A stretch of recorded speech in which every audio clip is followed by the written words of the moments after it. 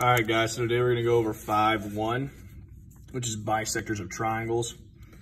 You're gonna be able to identify and use perpendicular bisectors in triangles and identify and use angle bisectors in triangles. Our vocab is perpendicular bisector, concurrent lines, point of concurrency, circumcenter, and incenter. So the first thing we're talking about is perpendicular bisectors. Previously, you have learned that a segment bisector is any segment, line, or plane that intersects a segment at its midpoint. If a bisector is also perpendicular to the segment, it is called a perpendicular bisector. So this is a regular bisector. This is a perpendicular bisector here. Recall that a locus is a set of points that satisfies a particular condition. The perpendicular bisector of a segment is the locus of points in a plane equidistant from the endpoints of the segment. This leads to the following theorems. Perpendicular bisector theorem: if a point is on the perpendicular bisector of a segment, then it is equidistant from the endpoints of the segment. So if CD is a perpendicular bisector of AB, then AC will equal BC. The converse of the perpendicular bisector theorem is if a point is equidistant from the endpoints of a segment, then it is on the perpendicular bisector of the segment. So if AE equals BE, then E lies on CD, then the perpendicular bisector of AB. So example 1, find the measure of AB. Since this is a perpendicular bisector because of the 90 degrees, we know that this side will be congruent to AB. So AB is going to just equal 4.1. And then for number 2, find the measure of RT. Again, we have a perpendicular bisector, so we know that RT is congruent to QR. So we just are going to set these equal to each other. 2x plus 3 equals 4x minus 7. And solve for x. And solve for x and then plug it in for RT. So I'm going to subtract 2x from both sides. So I get 3 equals 2x minus 7. Add 7. So I get 10 equals 2x. Divide by 2, 5 will equal x. And so then I need to plug this back in for RT. So I'll have 4 times 5 minus 7 equals RT. So RT will equal 20. 4 times 5 is 20, minus 7 is 13. So RT equals 13. So our study tip: the perpendicular bisector of a side of a triangle does not necessarily pass through a vertex of the triangle. So for example, in triangle XYZ below, the perpendicular bisector of XY does not pass through the point Z. So when 3 or more lines intersect at a common point, the lines are called concurrent lines. The point where concurrent lines intersect is called the point of concurrency. A triangle has 3 sides, so it also has 3 perpendicular bisectors. These bisectors are concurrent lines. The point of concurrency of the perpendicular bisector is called the circumcenter of the triangle. So our circumcenter theorem is the perpendicular bisectors of a triangle intersect at a point called the circumcenter that is equidistant from the vertices of the triangle.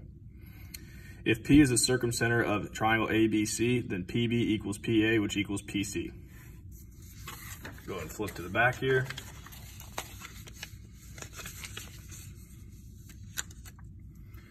So we have some more circumcenter theorem. This is a proof for you.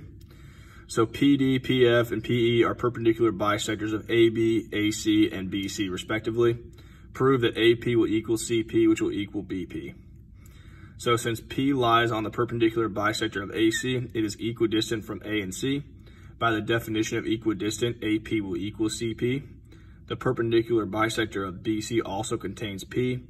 Thus, CP equals BP by the transitive property of equality. AP will equal BP. Thus, AP equals CP, which equals BP.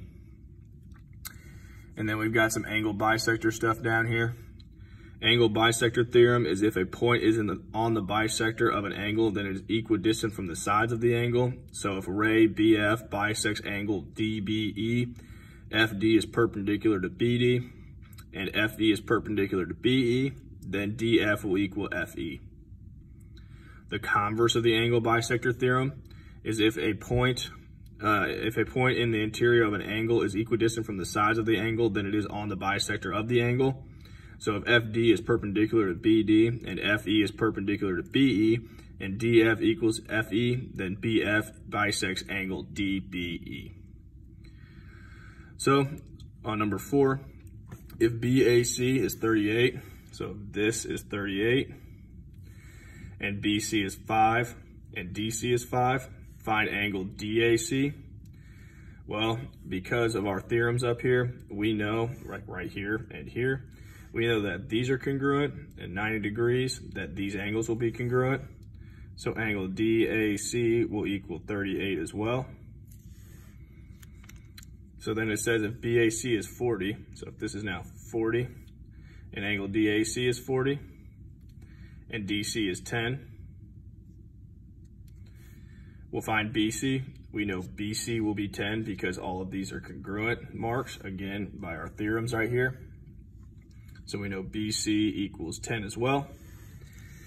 And then the last one, if AC bisects angle DAB, BC equals 4x plus 8. So this is 4x plus 8. And DC is 9x minus 7, so 9x minus 7. Find BC. Well, since it says AC bisects DAB, we know that these are bisecting these segments as well. So we can just set these equal to each other and solve. So I can have 4x plus 8 equals 9x minus 7. So I'm going to subtract 4x from both sides. So I get 8 equals 5x minus 7. Add 7. 15 equals 5x. So I divide by 5. And 3 equals x. So then I need to plug this in for BC, which is that 4x plus 8. So BC equals 4 times 3 plus 8. So I'll have 4 times 3 is 12, plus 8 is 20. So BC equals 20. Over here, we've got the in-center theorem. The angle bisectors of a triangle bisect at a point called the incenter that is equidistant from the sides of the triangles. If P is the incenter of triangle ABC, then PD will equal PE, which will equal PF. All right, so for PK, we need to figure out PK. So all these little ones, this is going to be congruent to this one and this one. And this PZ will be congruent to PY, which is congruent to XP. All right, so to find PK, if we know that this is congruent to this, we can do the Pythagorean theorem with these numbers right here, the 20 and the 12, to solve for this side, again, which is the same as PK. So I'm gonna have 20 squared equals 12 squared plus x squared. This will be my x squared we're trying to find. 20 squared is 400. 12 squared is 144 plus x squared. And then I subtract 144. And I get 256. I'm gonna bring this over here so I don't have to write so small. 256 equals x squared. Square root both sides, so x equals 16.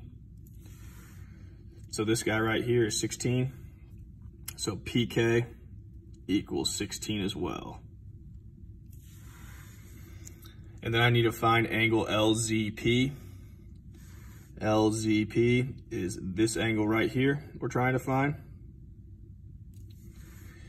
And I can use the outsides of these triangles because I know in my figure here that this angle is congruent to this angle. So these are both 31, and this angle are congruent. So these are both 27, and this one's 31. And that means I know these two will be congruent as well. And so I can use these to solve. So I would do 180 equals angle X plus angle Y plus angle Z, which is that one. And so then I'll plug my stuff in. Angle X would be 31 plus 31, which is 62. Angle Y would be 27 plus 27, which is 54. Plus angle Z, we don't know yet.